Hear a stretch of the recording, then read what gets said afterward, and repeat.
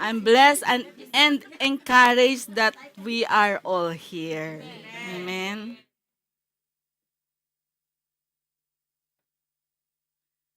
Kagabi po, nagkaroon po kami ng iftar dinner ng AUS po. And it's not about the food. It's not about, kasi hindi mo naman makakain lahat ng pagkain, di ba? I went there because, magbaon. Oh, may baon ako. May baon nga ako, dates. yung bang, yung joy na makita mo yung mga colleague mo sa work. Kasi from February 24, the last time na nagkita-kita yung sa school. So, kagabi it was really something yung very warm, yung iba yung feeling. Talagang kahit na hindi mo naman nakakabatian, pero 'pag nakita ka talagang lalapitan ka, akapin ka, yung comfort na maramdaman na, "Uy, nandito ka pa pala, buhay ka pa pala." So, nakaka-bless lang na makita uli po after 3 weeks. Oo, 3 weeks na kami pong hindi sarado po ang school namin, magmula nung 25, 26 na holiday. So, hanggang ngayon po. So, yun po. So, salamat sa Panginoon and seeing you also here, of course, I'm overwhelmed. Kanina pa ako naiiyak. Sabi nga ni Sis Mau last week, di ba? Kasi we don't know naman talaga, di ba? Baka mari yung iba sa inyo, nakauwi na, hindi namin alam. So, pero praise God nga dahil alam naman natin na iba naman, maganda naman ang security dito sa Kuwait, 'di ba? So, kaya nandoon yung ating pagtitiwala. So, amen? Hinga lang po ako sandali. So, tuloy po tayo sa ating series. Hopefully, matapos ko ng maaga dahil meron po tayong second na gagawin po. Sino po yung mga nakaregister dito for prayer explosion? Ready na po ba kayo? Mag-prayer explosion na kaya tayo. So tuloy po natin yung ating series. May bago po tayong series this month of March and April. Yung promises ng Anchored on the Promises of God series. So last Friday po, Pastor Roy delivered the first message, Stand in the Promises of God. And today we will talk about the promise of eternal life. Ayan. Parang timing na timing talaga, no? The promise of eternal life. Naalala niyo po ba yung 2015 Miss Universe? Hindi niyo naalala kung ano nang pangyayari nung panahon na yon, di ba? When Steve Harvey, di ba? He mistakenly announced the winner ng Miss Universe. So, he announced Miss Columbia as the winner, di ba? Dahil dun sa pagbabasa niya dun sa cue card, nagkamali siya, na-announce niya yung Miss Columbia na si Ariadna Gutierrez as a winner of Miss Universe. While ang totoong winner is yung Miss Philippines, si Pia Wurtzbach. Ayan. So, but after a few minutes later, so Steve Harvey returned to the stage and he apologized. So he acknowledged his mistakes and he announced the winner, Miss Philippines, Pia Wurtzbach, di ba? Nangyari na po ba sa atin yon na you are expecting that your name is in the list, but suddenly when you approach the list, wala ka pala doon. 'Di ba? So, but the thing is, in the book of life, once na binuksan yon at tiningnan, wala pong wrong names doon. Kung ang pangalan mo ay nandoon, nandoon. Wala ring misspelled names. So, those who believe in Jesus Christ can be certain that they are saved. So, ngayon pa lang, malalaman na natin kung ang pangalan mo ay nandoon. Tanungin mo yung katabi mo, nandun ba ang pangalan mo kaya? Amen. So, maaaring may iba siguro sa atin, baka hindi pa sigurado kung nadudoon ang pangalan, ano? So, let's read po our key scripture for today. So, yan po yung ating series, Anchored of the Promises of God and Promise of Eternal Life. So, ang ating key scriptures po ay nasa 1 John 5:11 to 13. I do believe most of us knows this verse very, very personally. So, yung iba baka nakalimutan na. So, let's all stand up. Let's read po our scripture for today, key scripture. 1 John 5:11 to 13. And this is the testimony that God has given us eternal life, and this life is in His Son. He who has the Son has life. He who does not have the Son of God does not have life.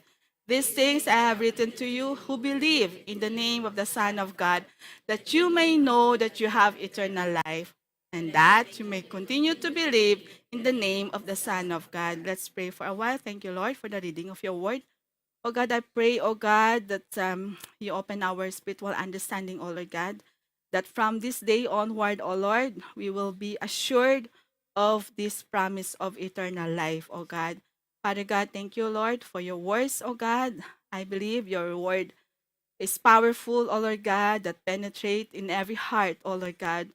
Those who will listen tonight or today, oh God. Lord, we thank you, Lord, and we praise you, oh God, in Jesus' name. Amen. Salamat po. Makakaupo na po kayo. So our message for today will give us an assurance. If you're saved by the Savior, you'll be safe with the Savior forever.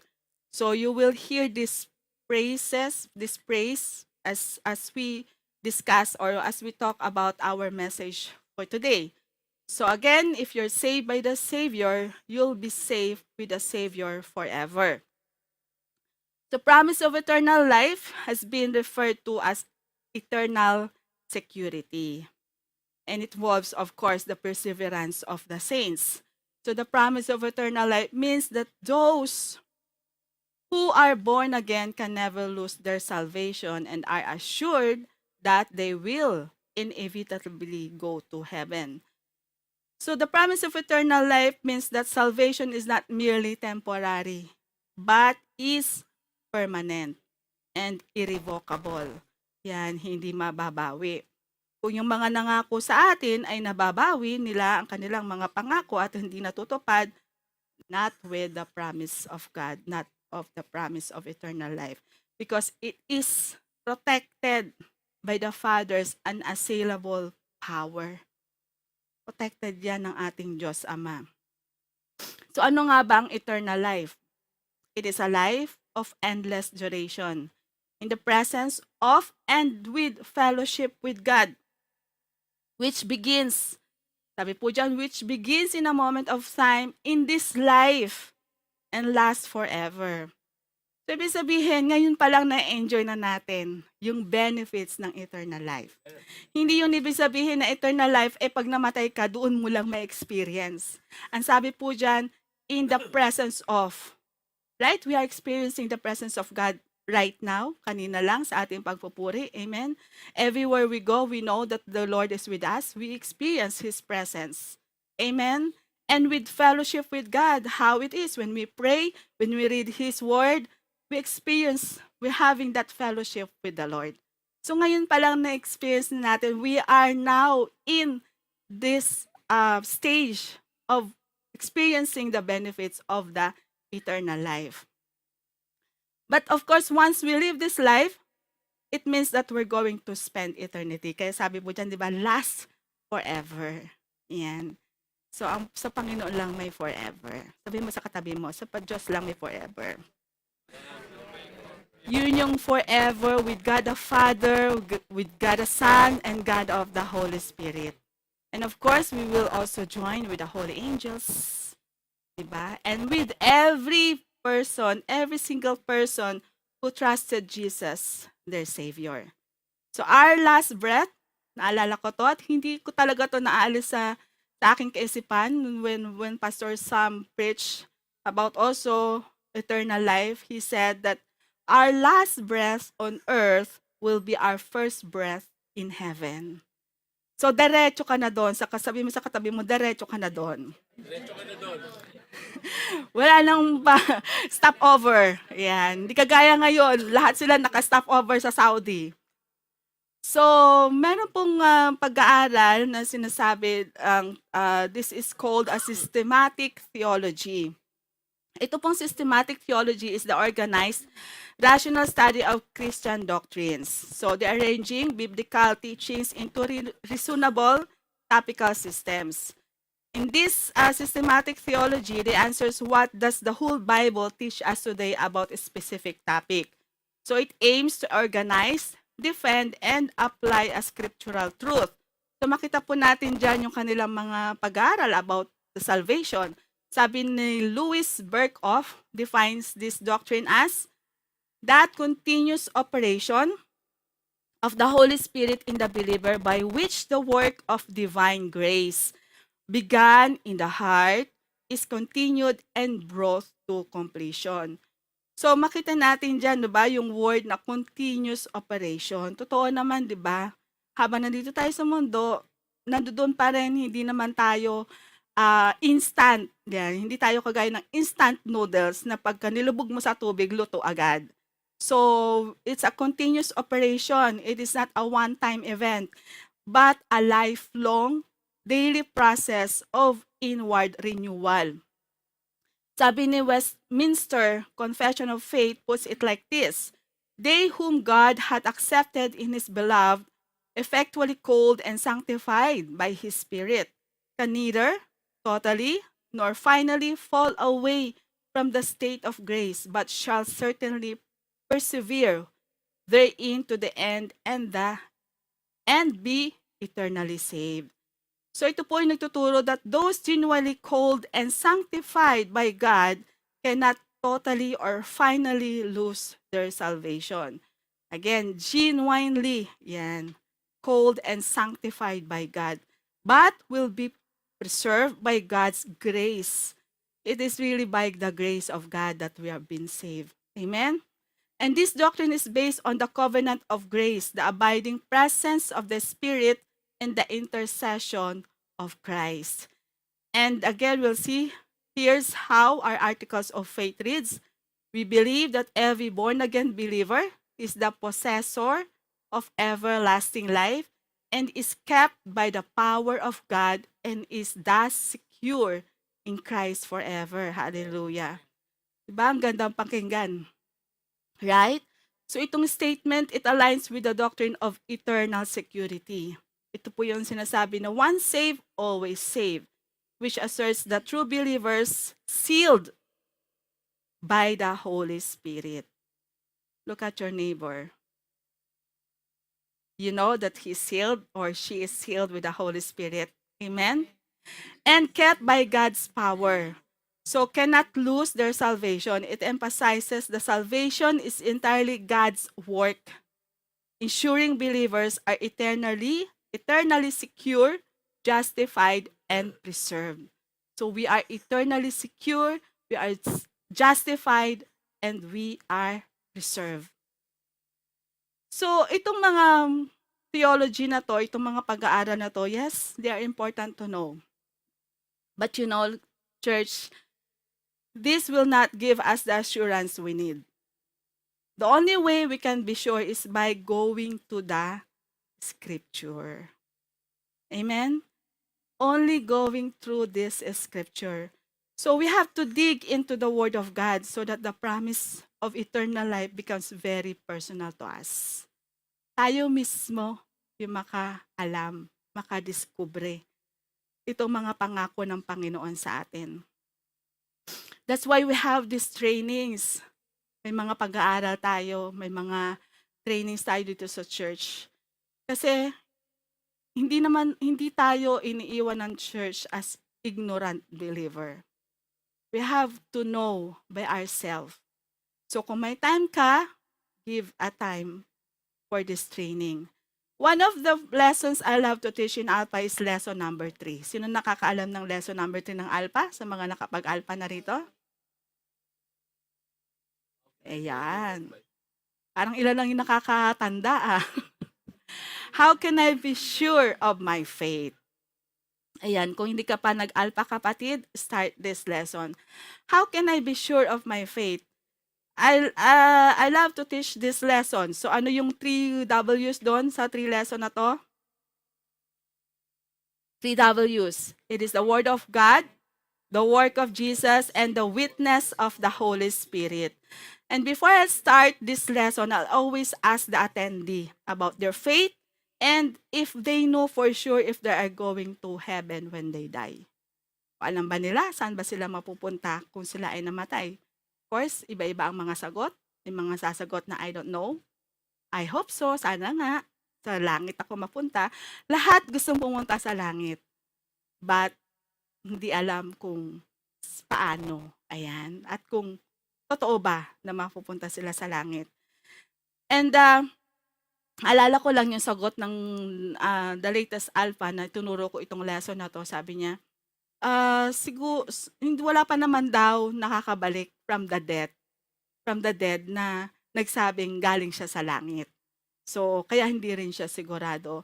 Although, when you ask them, yes, they are Christian. Lahat naman tayo, di ba? Kristiyano tayo, sinasabi natin, especially Filipino, di ba? Philippines is known as a Christian country. But, yes, so walang alam about the Word of God. Walang alam about eternal life. So, kaya ang sagot, yung iba sagot, siguro naman kasi hindi naman ako gumagawa ng kasalanan. Siguro naman pupunta ako ng langit kasi mabait naman ako, masunurin naman ako sa magulang ko. So, yun yung mga normal na nagiging sagot, which is lahat naman tayo nang galing doon, right? Because we are not exposed to the Word of God. Hindi tayo tinuruan, hindi sinabi sa atin. So, alam lang natin yung ritual na pagiging Kristiyano. Sisimba, uuwi, yun lang. So, hahalik, kung saan hahalik, papahid ng mga panyo, kung saan papahid. So, yun yung mga traditional or ritual na ginagawa natin. But we don't really understand what we are believing. So, this, our message today, there are 4 possibilities related to our topic today. First, to be lost and know that you are lost. When you acknowledge being lost, you realize the direction you were following was not meant for you. And once you acknowledge it, at least you have this chance to navigate the correct route to your destination. To be lost and think you are saved. Ito yung mga taong they believe they are saved because they are good person. They attend church, they were baptized, or follow set moral rules. There are those who are relying on one's own works in a form of spiritual blindness, where one thinks they are saved but they are relying on the wrong sources. They are relying on wrong source. So mali yung mga pinapaniwalaan nila. So to be saved, not know it for sure. Yes, possible din po ito. Possible din to sa mga taong yes, truly saved in Christian theology, having trusted in Jesus, yet not feel sure of their salvation or even doubt it entirely. Yung bang alam mo, kasi parang feeling ko hindi, parang feeling ko siguro oo. So, alam naman natin that our faith is not based on any feelings or emotions. Dahil ang mga emotions natin, di ba, nagkakamali. Buti na lang ang Panginoon, firm siya sa kanyang mga salita. Amen? So, ito po, this often happens when believers rely on their feelings, personal performance, yan, or emotional highs rather than the objective promise of the Bible. And to be saved and know that you're secure. Yes. You know, a child is secure in the parents' love. Do you believe that? Parang ayaw man yung maniwala, ano. We as the children, lahat naman tayo mga anak dito, di ba? So, we don't lose the status as a child. Hindi yun mawawala kahit na nagrebelde ka sa magulang mo, kahit nag-disobey ka sa magulang mo. Anak ka pa rin, di ba, ng mga magulang mo. At yung mga may anak dito, Kahit na medyo stubborn yung mga anak nyo, di ba? Anak nyo pa rin sila. Even they disobey, they're still your children. So they're still your children, although they may experience, siyempre, they experience discipline. And so pinaparanas din ng Panginoon sa atin, dinidisiplina tayo, mga anak niya tayo. Siyempre, mahal niya tayo, kaya dinidisiplina tayo. So in Christ, you are a child of God, and that relationship is eternal. Amen? So again, remember this, if you're saved by the Savior, you'll be saved with the Savior forever. We will talk about a lot of verses from the book of John. We know that the book of John is written by John, the beloved of Jesus Christ. He wrote about the promise of eternal life. So, tingnan po natin to. Sabi po niya sa John 20, verse 31, "But these are written that you may believe that Jesus is the Christ, the Son of God, and that by believing, you may have life in His name." So the reason that John's Gospel was written was to authenticate the claim that Jesus was that anointed Son of God and a Savior of the world. And that all who believe, sabi po dyan, believing, you may have life in His name. Last year po, nagkaroon po ng bagong rules ang ministry wherein if you have a position in your civil ID, like if you're engineer, you're accountant, you're a nurse, you are a radiologist, you have to submit documents completely authenticated, translated to Arabic, English, vice versa, and both papers should be authenticated for you to keep that position in your current civil ID. If you're unable to submit the authenticated documents, you will not able to have the same title or position in civil ID. So gagawa ng paraan ang mandup para lang ma-renew ang civil ID. So this is the same with our salvation. But the authentication comes only from our God. Hindi mo na kailangang magpakahirap na mag-secure ng any documents just to prove that you are the child of God. You receive Him, you believe Him, you will be authenticated as the son, as a child of God. Amen? So John 3:16 to 18, alam natin tong verse na to. Pwede niyo po bang pakibasa? 1, 2, 3.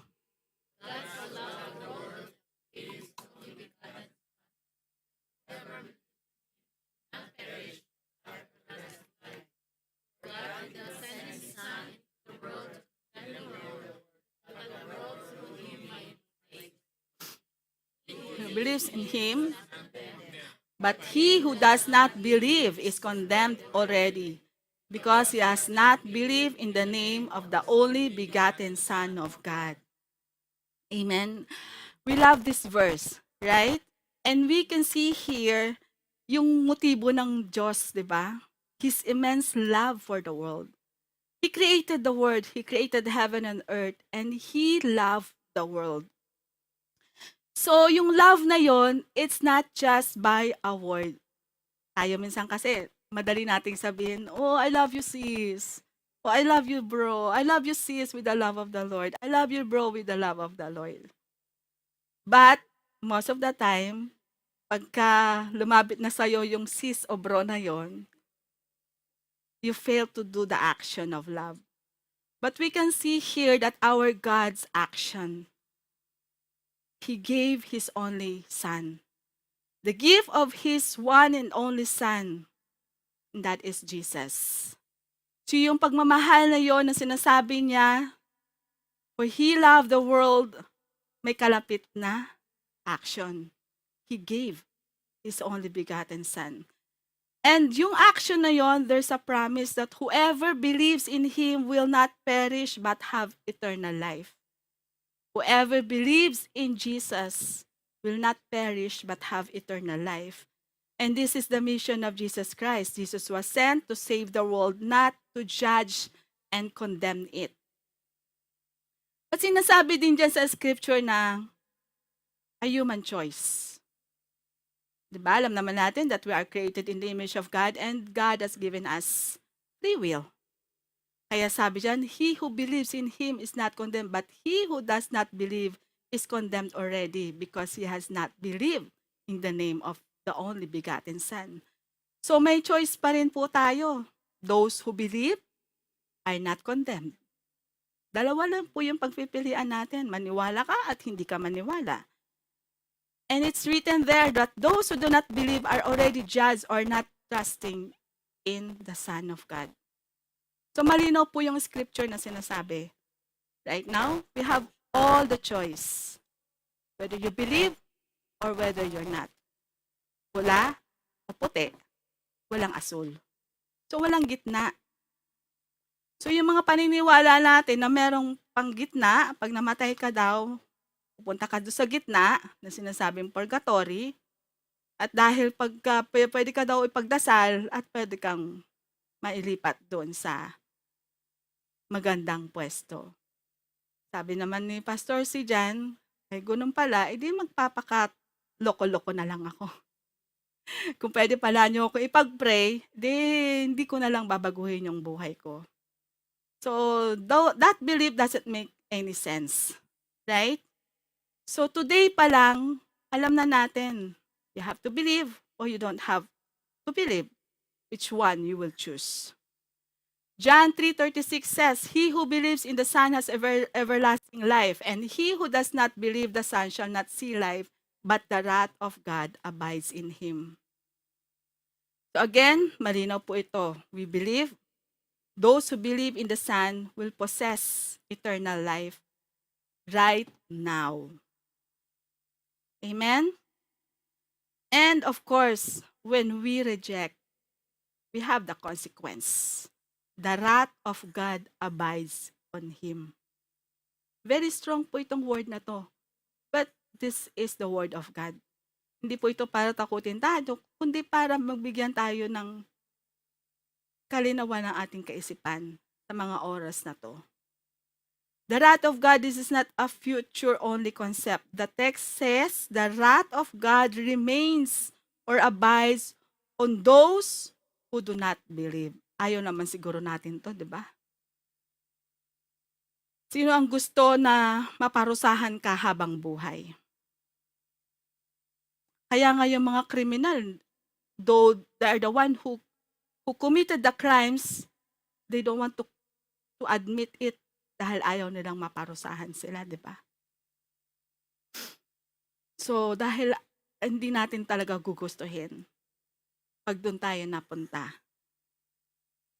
Dalawa lang po yan, hell or heaven. John 5:24, most assuredly, I say to you, he who hears my word and believes in him who sent me has everlasting life and shall not come into judgment but has passed from death to life. It is a foundational Christian verse where Jesus promises that anyone who hears his word and believe in God who sent him possess eternal life. So this believer passes from spiritual death, dahil this is what we really deserve, dahil tayo ay makasalanan. But when knowing and believing and hearing the word of God and believes in Jesus Christ, so instead na ma-experience natin yung eternal death na yon, pero napunta tayo sa buhay na walang hanggan. Amen? So this believers passes from spiritual death to life and will not face condemnation or judgment for our sins. So instead na maparusahan tayo dahil sa ating mga kasalanan, lahat yun inako na ng Panginoong Hesus para hindi tayo maparusahan. John 6:40, and this is the will of him who sent me, that everyone who sees the Son and believes in him may have everlasting life, and I will raise him up at the last day. Amen? So this is the Father's will. Jesus explains that God's primary desire is for people to believe in the Son. Sabihin mo sa katabi mo, will ng Diyos Ama na ikaw ay maligtas. This is not just to receive a temporary benefits, but an eternity benefits. Yung ating mga blue card benefits, dito lang yan.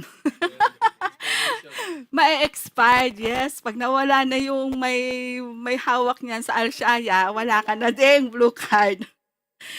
So see the Son and believes. So this refers to trusting in Jesus as the Messiah and Savior rather than just physically seeing Him.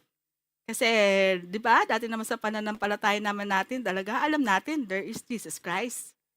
But we don't know Him at all. Wala tayong personal na relasyon sa Kanya. So it is more than seeing Him, more than looking at Him or knowing Him. Ano yung maski naman dito, yung mga lokal, yung mga Muslim, kilala nila ang Panginoong Hesus, pero hindi sila naniniwala, di ba?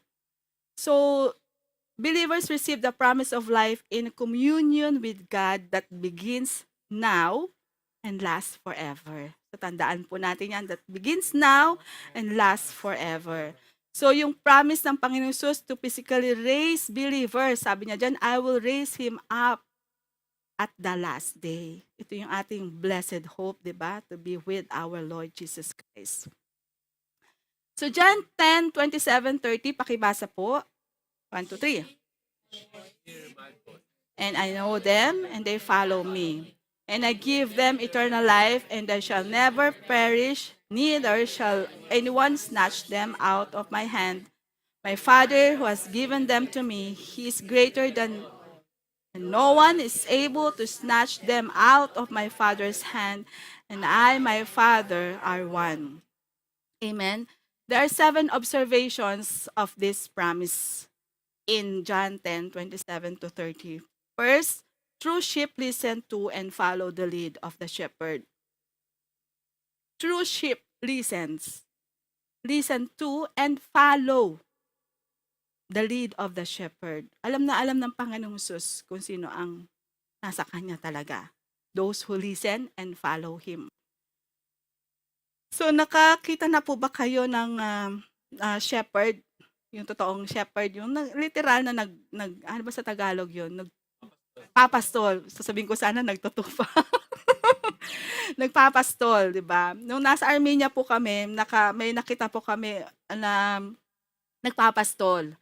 Tapos, alam naman namin yung itong verse na to, no? Yung, pagka yung mga tupa, pag tinawag mo, is makikinig lang yun talaga sa kung sino yung pastor niya. So yung kinausap namin yung nagpapastol, sabi namin, we want to try, sabi ganyan. So may binigay siyang signal or sipol. We're trying to imitate that, pero talagang wala, hindi lumalapit yung mga tupa. Kalat-kalat yung talagang mga tupa. So doon talaga namin nakita yung illustration nitong word na to ng Panginoon. And then yung nagpapastol na, ang sumipol, isang sipol lang niya, takbuhan na yung mga tupa eh. So, di ba nakaka-amaze? Ganon din tayo sa Panginoon. Those truly believe in Jesus Christ will listen to Him and follow. I remember my mom, kahit na nasa gitna kami ng mga naglalaro mga bata that time, pag sumipol na ang nanay ko, alam namin na sipol niya yon. So kahit na maingay yan, pag narinig na namin yung sipol niya, takbuhan na kami umuwi. Umuwi na kami. Yun lang kabilis. Yun lang sipol lang. At the same thing with our Lord.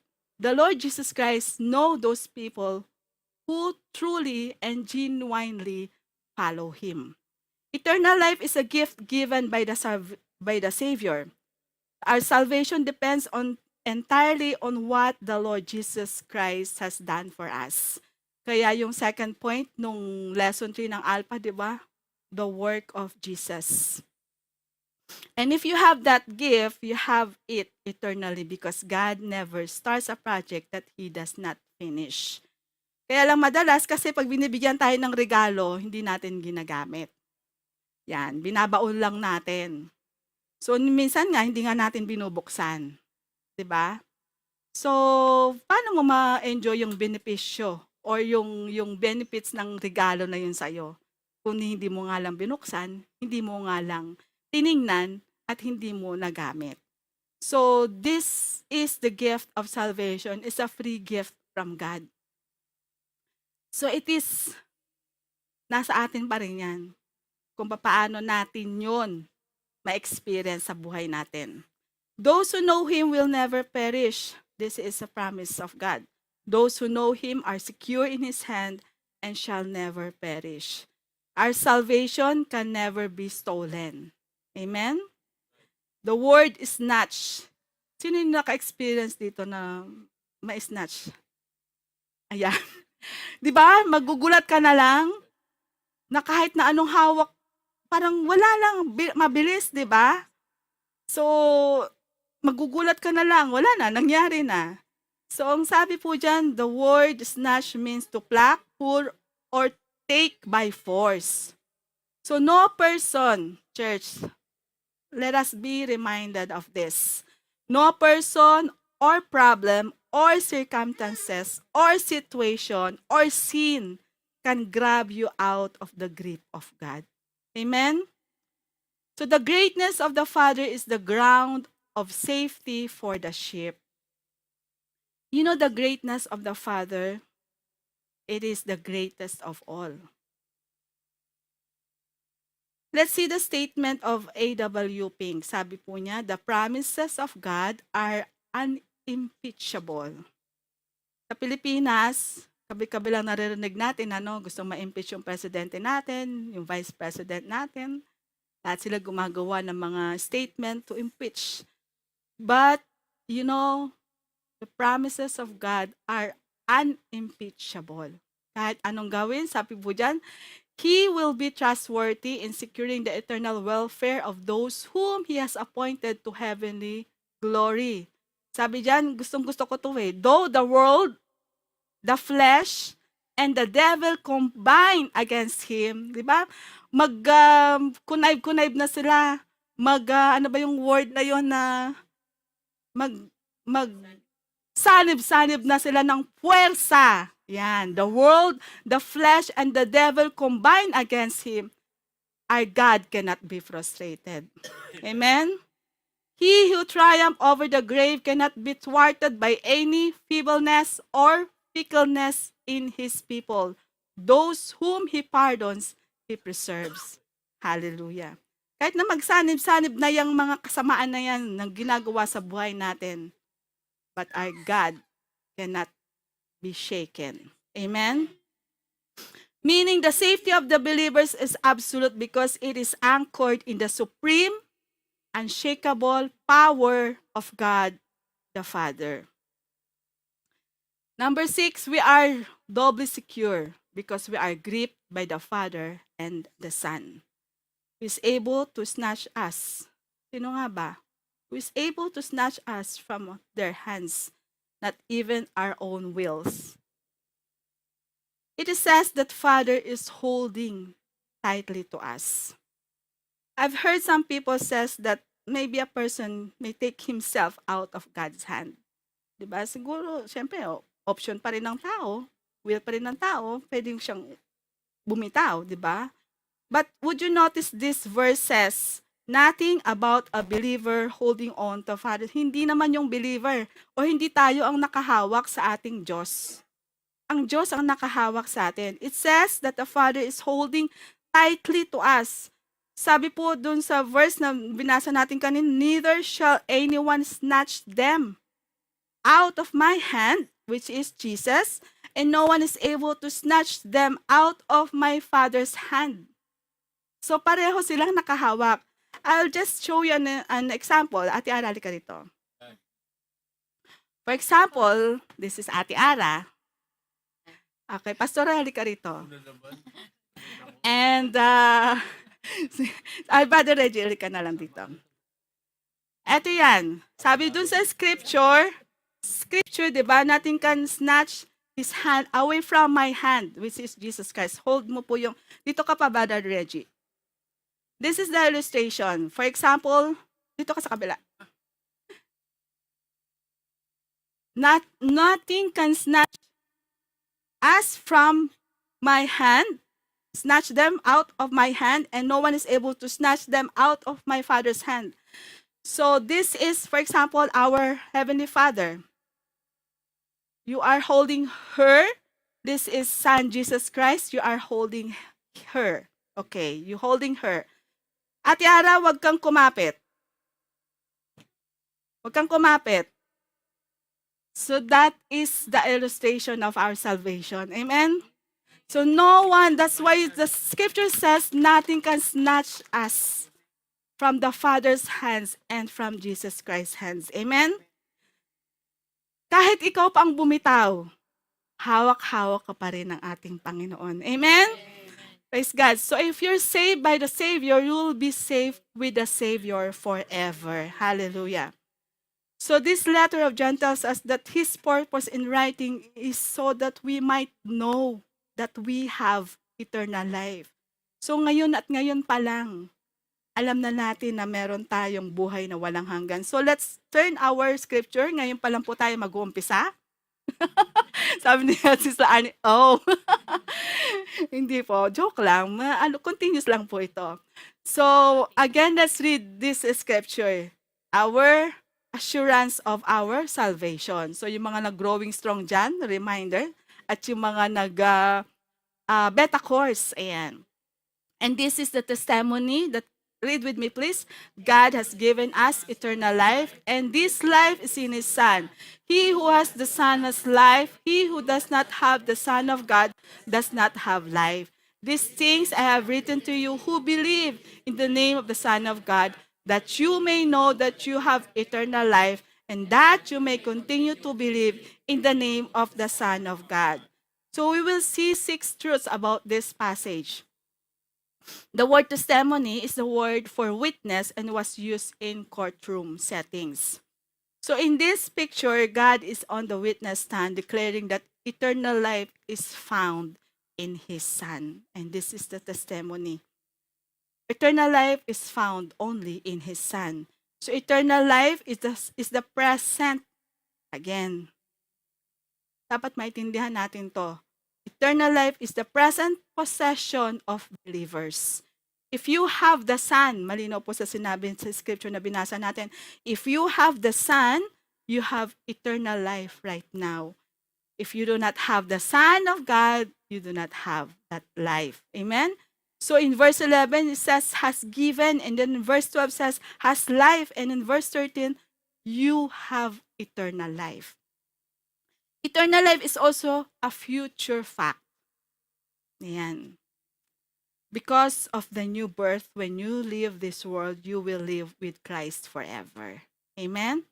Eternal means without beginning and without end. Kaya nga, forever. It lasts forever. Eternal life begins at conversion and continues forever. And God wants us to know for certain, so that you may know. So that you may know. Yung word na know, it appears 39 times in this short book. It's not a matter of feeling or thinking. Yan. Or hoping, but of knowing with settled intuitive knowledge, and is often rendered. You have to know. Malaman mo. Hindi lang chismis. Hindi lang na marites sa'yo. You yourself should know about this, about the promise of eternal life. And you will be sure. You have to be sure. Pag sure ba? Kailangan alam natin na kaya pag may nagtanong sa atin, bakit kayong mga Kristiyano? Parang sigurado kayong mapupunta kayo sa langit pag namatay kayo. Yes! Hindi dahil mabuti akong tao, hindi dahil sa malinis or wala akong kasalanan, kundi dahil sa sabi ng Panginoon. Dahil sa sabi ng Panginoong Jesus. Amen? So believing in Jesus is the only way to have eternal life. To believe means to count on someone or to trust. Hindi naman natin paniniwalaan talaga ang pangako ng isang tao na alam nating hindi naman siya yung kanyang kredibilidad, 'di ba? Pangakong mga napapako. But we believe on someone that we really trust, and that is Jesus. Assurance comes from what has been written in the Word of God. That's why we are very much assured. We are sure ba, Day? Sabi nga, di ba, I write these things to you. We can't rely again on our emotions. Yan. Just imagine kung yung mga mag-asawa ngayon is nag-rely lang sila sa mga emosyon nila. Baka ngayon ay hindi na sila mag-asawa. Diba? Pero syempre, hindi na nila yung mabal dahil may documented na eh. It is already written. Yeah? Nandun na sa census, kaya hindi na pwede yon mabura. Yeah? So these things, this is the promise of God. So we cannot rely on our emotions, our experiences, or even our spiritual progress. I watched this interview, napanood ko po yung interview ni Jessica Soho dun sa mga Iranians sa Philippines. So dun po, sabi nila, huwag kayong maniniwala dun. Dahil yung mga news pala na ginagawa ng Iranian is, it's all fake. It's all AI. Pinapakita nila na maraming mga na biktima ng bombing, yun pala ano lang yun, mga AI, mga gawa-gawa lang na mga news na yun. So, 'di ba, hindi natin basta-basta paniniwala ang isang bagay na walang proof. Wala tayong nakikita na pruweba. So, A.W. Pink ties the entire Trinity into the certainty of our salvation. Sabi po niya, for any of the elect to perish would necessarily entail a defeated Father. So para daw sa mga mananampalataya na mapapahamak, salamat Pastor, kalimutan ko na mag-Tagalog, mapapahamak, it is because of a defeated Father who has bulk of the realization of His purpose. A disappointed Son who would never see the full travail of his soul and be satisfied, and a disgraced Spirit who had failed to preserve those entrusted to His care. So, mapapahamak lang tayo kung yung ating pinapaniwalaan ay talunan, isang disappointed son, o yung hindi tayo kayang alagaan or i-preserve ng banal na spirito.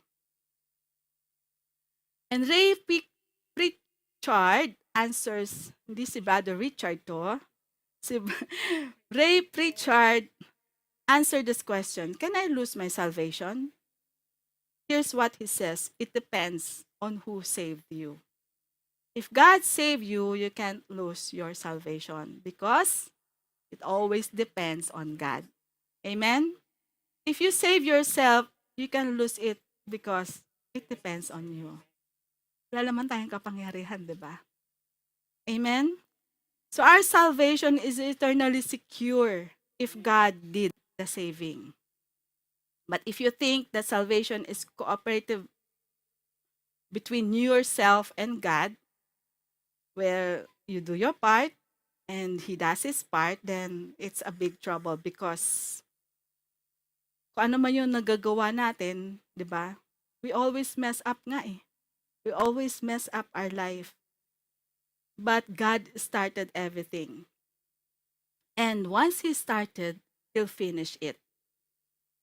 In Philippians 1:6 says, being confident of this, that He who began a good work in you will carry it to completion until the day of Christ Jesus. And there's a great danger in believing that you can lose your salvation because of it. It leads to excessive introspection, frustration, fear, and guilt. It is the act of over-analyzing thoughts, feelings, and motives, which often leads to anxiety, depression, and mental exhaustion. Wala kang kapayapaan dahil alam mo na mawawala pala yung salvation mo. May pagkakataon na pag hindi man God forbids na kunin ka, mapunta ka sa impyerno, di ba? Strips you of any certainty that your sins are forgiven. So, hindi rin pala, baliwala rin yung assurance of forgiveness kung ganito yung maging reason, di ba? Na wala yung salvation mo. It leads to fear at the moment of death. Kaya po maraming natatakot, di ba? Paano pag natamaan ako ng debris, patay na ako. Di ba? So, nandun yung fear of death dahil hindi mo nga sigurado kung mapupunta ka sa langit. Tends to produce legalistic faith. Take the focus of Christ and place it on your own performance. Kailangan magpakabait ako, kailangan, ganito, ganyan. May lead to despair and abandoning the faith altogether. Could make you hypercritical of others whose faith you doubt. Alam mo yun, yung mga taong hindi sigurado sa kanilang sariling paniniwala. Madalas, alam mo yung naghahanap ng mali. Yan. Sa iba, na parang sinasabi nila na parang namang banal na banal ka dyan. Siguradong sigurado ka. Diba? You're becoming critical dun sa pananampalataya ng iba. Keeps you from growing because, anong lalo akong bumababa dito Keeps you from going because you think you need to get saved over and over again. Makes the Christian life an unstable roller coaster of up and down experiences. Dali lang po. Thank you, Ate Ara. Salamat po. So, these are the reasons, or ito yung maaring mangyari sa atin if we know that our salvation can lose. Makes the Christian life an unstable roller coaster or up and down experiences. And take the good news out of the gospel because you can't be sure about anything. So, di ka na naniniwala sa sinasabi ng salita ng Panginoon, di ba? A salvation you could lose is not much of salvation at all. A salvation you could lose is not much a salvation at all. Kasi nga, you can't be sure that you have it. Kung meron ka man ngayon, kung natanggap mo man ngayon, you can't be sure you'll have it tomorrow. Nandun yung paiba-iba ka ng mga kaisipan. So, and if you lose it, you can't be sure also that you'll get it again. And if you get it again, you can't be sure you'll keep it the next time. So, ano yun? What kind of salvation is that? Ito po yung man-centered salvation. It is a man-centered salvation that makes heaven dependent on what you do. So you're depending on what you can do. If you're saved by the Savior, you'll be saved with the Savior forever. Now, here are some of the benefits of proclaiming the promise of eternal life. Ito po yung dapat tandaan natin. Puts the focus of salvation where it ought to be. And of course, our focus is on God, not on us, not on yourself. Provides a way to live with a new confidence.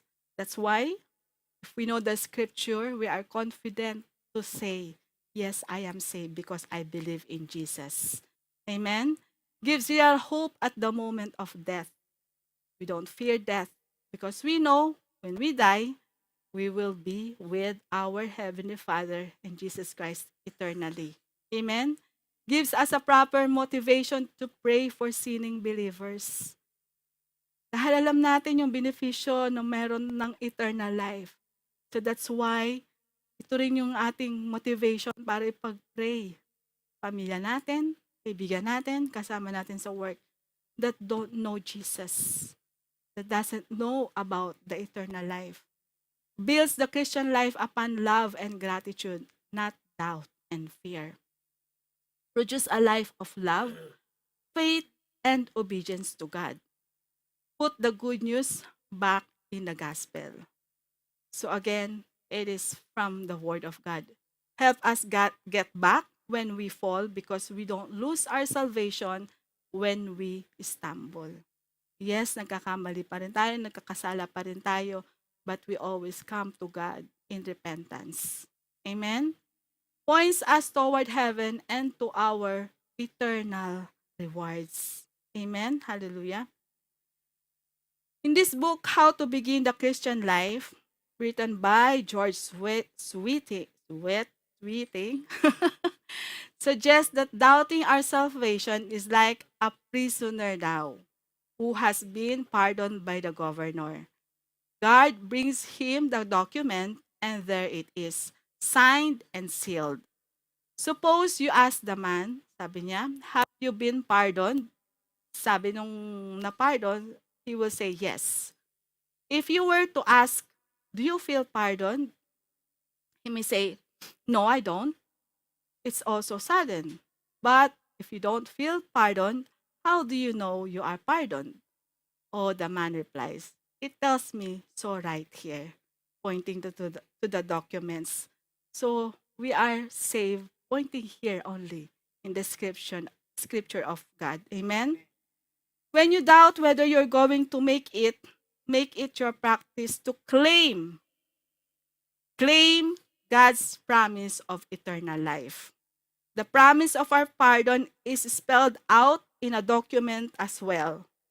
What is that document? The Bible. The Word of God contains all the promises of God. Amen? So if you don't feel forgiven, go to the Word. Ano ba sabi ng Panginoon? 'Di ba? If we confess your sins, He is faithful and just to forgive us from our sins and to cleanse us from all our unrighteousness. Go to the Word. When you doubt whether you're going to make it your practice to claim God's promise of eternal life. So, memorize these two passages, John 10:27-30 and 1 John 5:11-13. That's the promises of our salvation. You know, there's 3 surprises daw in heaven. You want to know that surprises? Meron daw 3 sorpresa. Pagdating mo sa langit, masusurpresa ka daw na meron daw, makikita mo doon yung mga taong hindi mo ine-expect na nandoon pala. Ay, dito ka? 'Di ba? Siguro, 'di ba, minsan dito naman sa church talaga merong umaalis, kasi hindi mo na nakikita, akala mo nag-backslide na or something, pero nagtuloy-tuloy pala sa kanyang pananampalataya. So kaya siguro nakita mo, "Uy, you're surprised. Oh, nandito ka?" Second surprise daw, when those people that you are expecting to be there, wala din. 'Di ba? Na akala mo, lagi naman yung nasa church, busy nga yun sa ministry niya eh. Lagi nga yung present sa mga trainings eh, meetings eh. Aga nga yun sa church eh. Hindi nag-register. And finally, yung greatest surprise daw is yung ikaw mismo ang nandoon. O, 'di ba? So, hopefully, tayo ay magkita-kita in time. Siyempre, hindi pa naman ngayon, di ba? Gusto pa rin naman nating mabuhay. Kahit na nagigyera na, gusto pa rin naman nating mabuhay, di ba? Amen. So, in conclusion po, masaya na sila. This leads to this question. Are you going to be there? Tanungin mo ngayon katabi mo, are you going to be there? If you died tonight, God forbids, would you go to heaven? Are you sure? Amen. To some, these questions might be a little bit disturbing, di ba? Or mayroong bang mga uncertain things or thoughts in their life, di ba? Doubtful, maybe a little bit fearful, maybe a little bit defensive, or they're not sure at all. Bakit kaya? Ano po ba sinasabi sa salita ng Panginoon? Pakibasa po.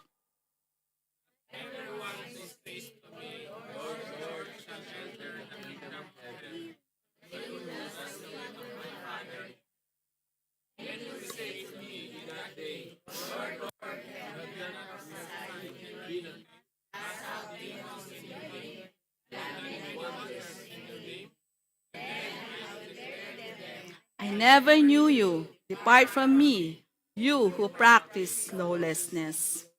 Ano po ba yung will ng ating Diyos Ama, di ba?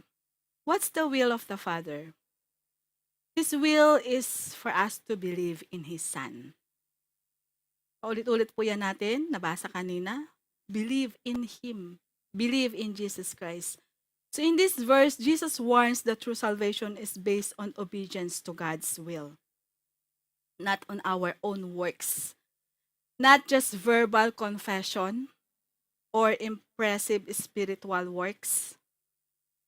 Hindi porket dahil lagi kang present, but you don't have that obedience to the will of God. Malinaw po yung salita ng Panginoon. Jesus states He will reject those who call Him Lord, but live in lawlessness or disobedience. May mga sinasabi ang Panginoon sa iyo na dapat mong talikuran. May mga bagay na dapat kang sundin na sinasabi ng Panginoon sa iyo, but you still do not obey the word of God. Kaya ngayon surprises, di ba, kanina? Highlighting that relationship with Him requires genuine, fruitful, and obedient faith rather than superficial, self-seeking religious activity. Jesus clarifies that calling Him Lord is insufficient. Sabi dyan sa salita niya, di ba? Lord, Lord shall end. Not everyone who says to me, Lord, Lord, shall enter the kingdom of heaven. So, hindi sapat na lagi mong sinisigaw, Lord, Lord. The focus on doing the will of the Father. You have to do the will of the Father. Sabi nga dyan, di ba? Even many will say to me in that day, Lord, Lord, have we not prophesied in your name? We cast out demons in your name and done many wonders in your name. We know that miracles happen is not because you prayed for that person. It is because the power of God. Amen? So, kahit na nagagawa natin yung mga bagay na yon, sabi dyan sa scripture, but still you practice lawlessness, I never knew you. Sabi ng ating Panginoon. We'll continue to disobey and will not surrender our life to God. Ito yung sagot ito ang scripture ng Panginoon. This is the word of God. This implies a lack of true relational intimacy and submission, suggesting many can be deceived into thinking they are saved based on their outward service. Sabi mo, Lord, araw-araw naman ako nananalangin Lord, araw-araw nga ako nagdi-devotion Lord, araw-araw nga ako nagbabasa ng salita mo. But you read the word, and then there's an instruction to you. The will of the Father is telling you this, and you are doing the opposite way. Still, it is disobedience. So, this is the warning for all of us. Church, do you want to get on the track? Are you ready right now to make sure that your sins are forgiven? Parang ayaw nyo Do you want to be certain that your name will be called to receive the award of eternal life? Amen. Those who know Christ, natakot ako, are known by Christ. Amen? He knows the names of those who name Him as Savior and Lord. If you're saved by the Savior, you'll be saved with the Savior forever. The promise of eternal life is having assurance that no matter what happens to you, whether it happens to you without warning, Alam naman natin, 'di ba? Sometimes death comes without any notice. Sabi ko nga sa Panginoon, Lord, 'pag namatay naman ako, dapat bigyan mo naman ako ng warning, 'di ba? Pero gano'n talaga, eh. So it happens to you at the end or long period of illness, you can know without the shadow of doubt. You can be fearless, you can be bold, you can be confident.